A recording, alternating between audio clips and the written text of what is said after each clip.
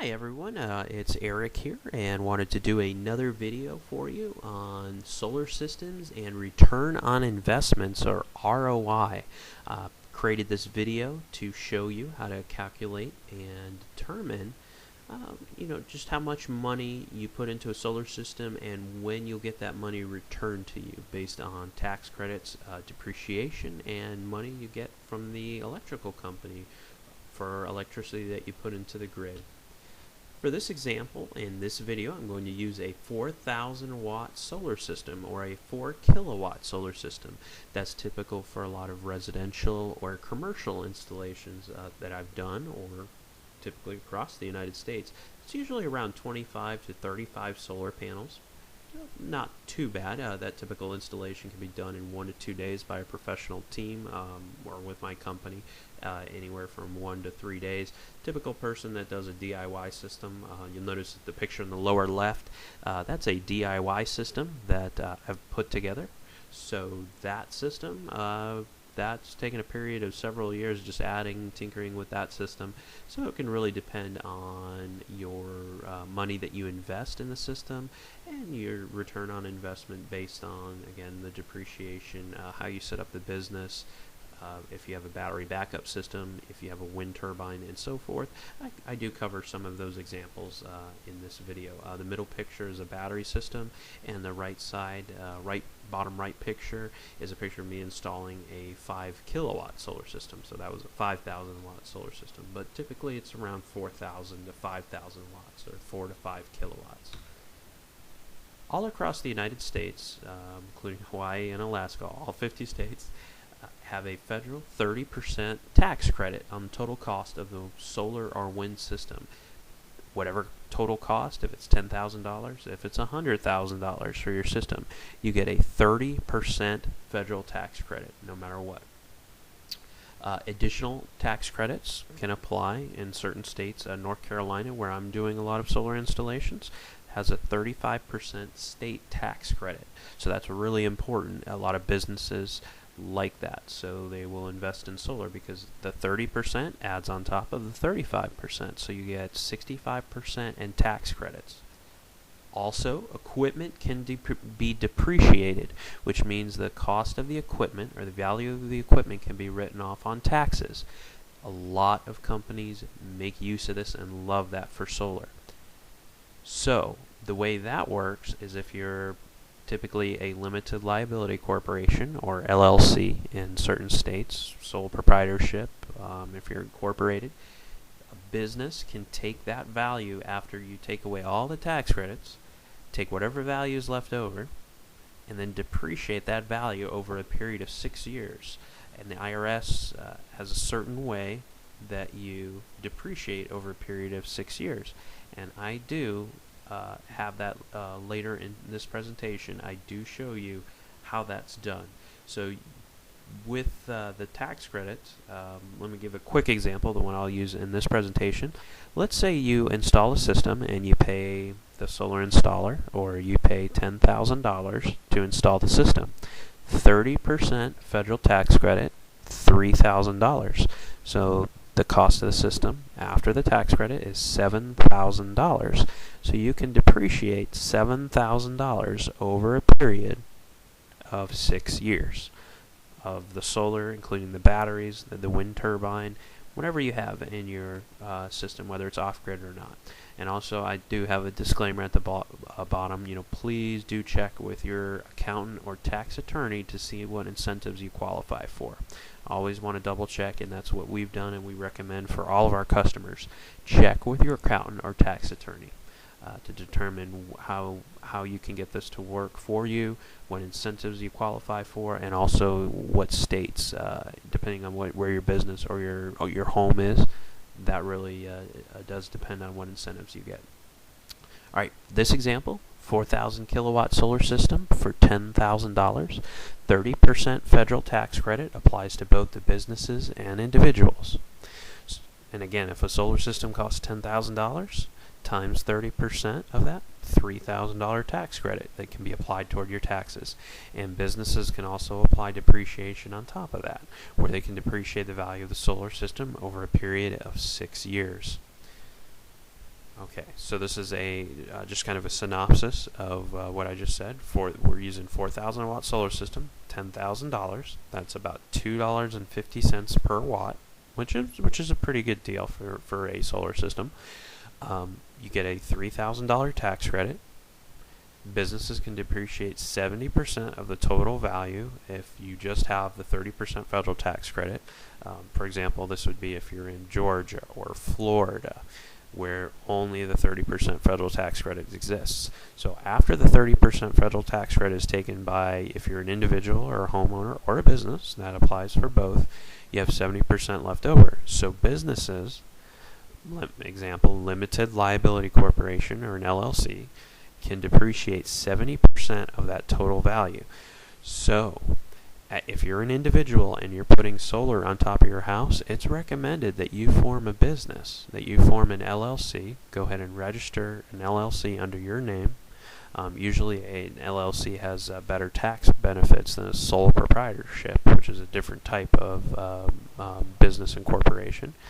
But you, again, check with your tax attorney or your CPA, certified public accountant, to determine what is best for you. What happens is most people that we install solar on form a business with the help of their tax attorney, CPA, accountant, for instance, and they'll form an LLC, which is almost 100% of the time. They'll form an LLC, and that way you can make use of not only the federal tax credit, but you can use the depreciation and transfer it personally. And I do have a graph in this that kind of shows that, and that's this right here.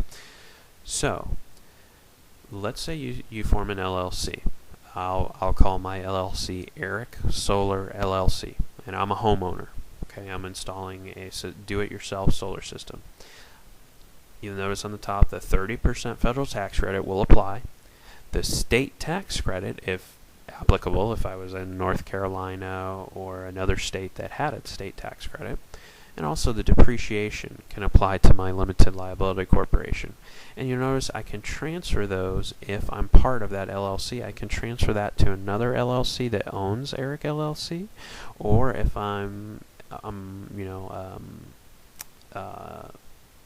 is part of my individual taxes. I was going to use an example.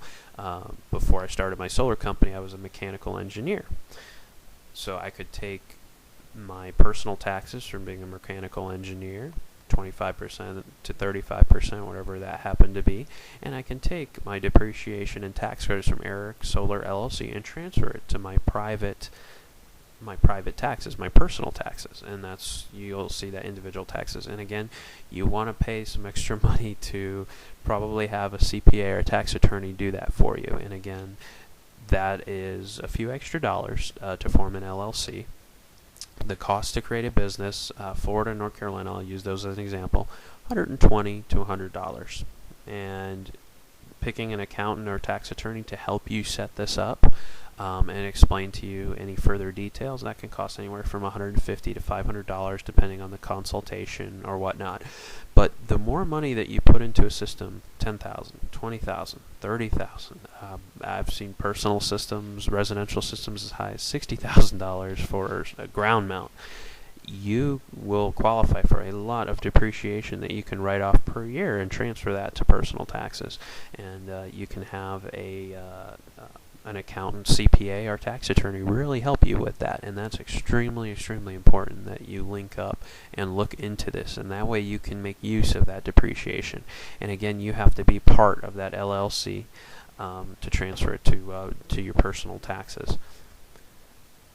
Now, installing the solar, you do have to make sure in some states, even if you do it yourself, if it's a DIY solar system, that you're certified to install solar.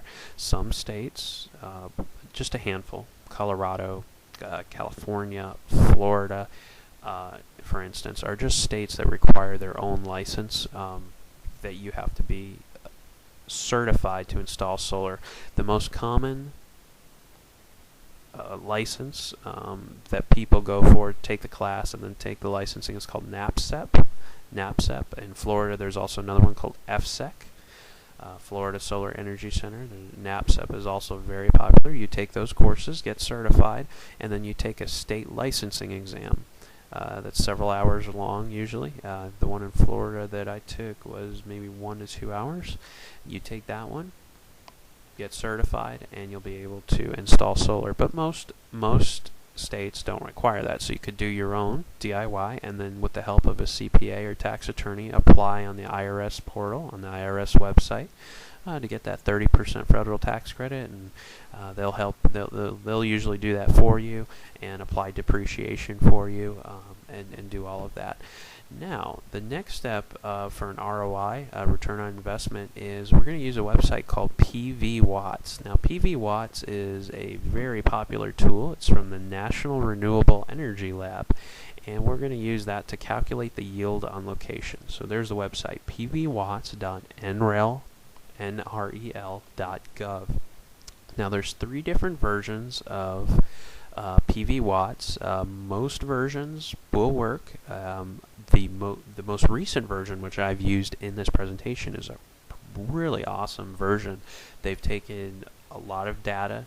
You input a lot of data into it based on your solar system, and it will output how many kilowatt hours you're producing, and also how much money you'll make based on the orientation, whether your solar panels are tracking, and how much you're paying to the electric company, whether it's 11 cents per kilowatt hour, 12 cents per kilowatt hour, and so on. So if you go to this website and you click on PVwatts, you want to find your location. Usually there's a bar right at the top, and for this example, I actually used Atlanta, Georgia, to determine the yield of this particular example, the 4,000 watts or 4 kilowatt solar system. I always use 0.8 as my, quote, D-rate factor. What a D-rate factor is that determines how efficient your system is. A lot of professional solar installers use 90 to 95%, I've seen. That's not entirely accurate. Usually the system will be 85% to 95% efficient at the most when you add up all the inefficiencies. Even if you do a great job, 95% is really pushing it. For all intensive purposes and calculations, I use 80%, so 0.8 you'll see in PVwatts. And also it asks for the installed cost. It'll kind of give you a return on investment as well. $10,000 example, 4,000 watts, $2.50 per watt cost. Now here is the PVwatts calculator. You'll notice that it asks you a lot of information, so this is the input screen, and I'll go one by one. Again, at the very top, Atlanta, Georgia, and you can change location anywhere in the United States. System info, DC system size, that's direct current size, in kilowatts, and we have 4 kilowatts. Make sure you don't put 4,000, that's not watts. So make sure that's 4 kilowatts. The array type is fixed, not open rack. I'm sorry. There are a couple other options. You have tracking, roof mount. There's some other options. For this, we're just going to use fixed because that's the most common. Is just a fixed system. DC to AC D-rate factor, and here it's standard to 0.77. Tilt degrees, it automatically defaults to what a solar panel should be tilted at Atlanta, Georgia, and you can put 33.7 degrees. Now, if you're doing this system yourself and you know what the angle of the roof is on your house or what angle you're building a ground mount on, go ahead and put that correct angle because that's really important when you're calculating your solar yield. Also, the DC to AC D-rate factor, I think I left it at 0.77 for this, 77%, so it's even more conservative than what it needs to be. Azimuth, 180 degrees means due south, so you want to determine what angle are your panels facing. So PVwatts will actually calculate. If you look off to the right, it'll go draw your system. So if you draw your system, you click on that, and you can kind of highlight the areas of where you're going to put solar. And what PVwatts will do is look at the angle, and determine the azimuth for you. Now, you want your solar panels to always face south, no matter what. You never want them to face north because they'll obviously get no sun. But you can also have the option of putting them on the east side or west side. And so the azimuth is very important, whether it's 90 degrees. Well, 90 degrees would be straight up, so you don't want that. But say like basically different angle, so you can definitely calculate that. Initial economics at the bottom, and you can do system type. I like to keep it residential in this case because residential is a little bit lower electric rates, and it'll default to what it thinks the local, based on data that PVwatts and NREL already have, it'll default to the average cost of electricity produced from the utility for electricity that's sold to residential, because residential usually has cheaper rates than commercial, so you have two options there, residential or commercial. And the average cost, I put about 13 cents because that's what it defaulted. And again, initial cost, money per watts DC, that's what that means, $2.50 per watt, because again, it's $10,000 divided by 4,000 watts. Alright, and after you click calculate, you'll see that it comes up with, hey, this system at 77% D-rate factor produces 5,380 kilowatt hours per year, and it will give you a print. You can print this, and it gives you by month the solar radiation, the AC energy in kilowatt hours, and that energy value. So how much money you're actually producing per day based on this 4,000 watt system in Atlanta, Georgia. So your annual at the bottom, that's where you want to go. Your solar radiation average is 5.18 kilowatt hours per meter squared per day. Therefore, you produce 5,380 kilowatt hours. And based on that 13-cent figure on the previous page, we will save we will produce or save $699 with this system. And obviously this should be a little bit higher because again we use 77% D-rate factor, and also the price of electricity is going up significantly all over the United States, especially with the recent coal episode with Congress and the EPA requiring coal plants to be a little bit cleaner. So anything coal related for electricity is going to go up. So that's a fact. It's probably going to increase on average about 1 to 2% per year with extra costs. So that's probably going to go up. And also, I know this is just a screenshot, but if you were to scroll down, you'd actually see a summary for Atlanta, Georgia, and some more return on investment calculations that they do for you. Alright, now knowing this, again, the 4 kilowatt solar system will produce $699 per year. There's a $10,000 total cost of the system minus $3,000 from the federal tax credit, so again, $7,000. $7,000 divided by $699 produced per year, which means an ROI, a return on investment, of 10.01 years, or about 10 years. And again, this does not factor the price of electricity will rise at least 1% per year or more. Now this is the important part. The depreciation that you can apply to a business is called MACRS, or MACRS. I've heard it pronounced MACRS and MACRS, or MACRS depreciation schedule. The IRS was a little weird how you depreciate over 6 years. And so again, you want to consult with your tax attorney, your CPA, your accountant, someone that knows or is licensed to help you with this. But this is what happens with a business or LLC with that remainder $7,000 from our previous example. So after all the tax credits are done, you're left with $7,000, so you can write off the value. So solar again has very weird values over a 6-year period of what you can depreciate. In year 1, you're only allowed to depreciate 20% of that $7,000. Year 2, 32%. Year 3, 19.2%. Year 4, 11.44%.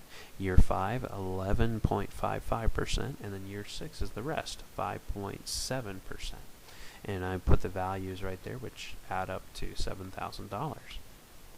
So again, the summary is the system ROI can actually be 7 years or less with the MACRS depreciation, tax credits, and producing electricity. Now the wind turbine will actually speed up this ROI in a shorter time. Wind turbine is interesting because when you compare it to a solar panel, you know that a solar panel is only producing anywhere from 5 to 8 hours a day maximum. Okay, 5 to 8 hours a day. Whereas a wind turbine can produce 24 hours a day, 7 days a week in wind, sun, rain. So a wind turbine's a little bit different. Usually a wind turbine, based on what I've seen, can produce the output of maybe 3 solar panels to 4 solar panels, depending on how windy. I've done some some wind turbine installations in Florida, and we determined that a wind turbine can be equal to about 3 solar panels, 3 equivalent solar panels. So adding a wind turbine really changes the economics, but you have to be absolutely sure that you have wind in your area. We've seen wind turbines being installed where there's absolutely no wind. It's never spinning. It's not even equal to the electricity output of one solar panel, and a wind turbine is about 3 to 4 times the cost. Actually 5 times the cost, depending on the type of wind turbine that you get versus one solar panel. So a wind turbine is a very expensive investment, but if you have wind, it is a very good investment. Now batteries are also difficult to calculate because they're very expensive. It's usually $200 per battery, and you usually need about 20 to 40 batteries to really have an off-grid system. So that really does add up. You're going to spend $2,000 to $10,000 in batteries, maybe in that range. So it really depends on how long you're off the grid. If you're off the grid all the time, then it's a totally different ROI, return on investment calculation, because then you have to compare how much the total cost of the system is and how much your system is producing. So battery really depends on if you want to be off the grid part of the time, if you want to be off the grid all of the time. Really depends on what you'd like to do. If you'd like to just offset some of your electricity costs, then you need more specific information from your system to determine the return on investment. Alright, well, I do hope this presentation was helpful. If you have any questions, please leave a comment, and I'll go ahead and answer it as soon as I can. And I hope you enjoyed this, and thank you for watching.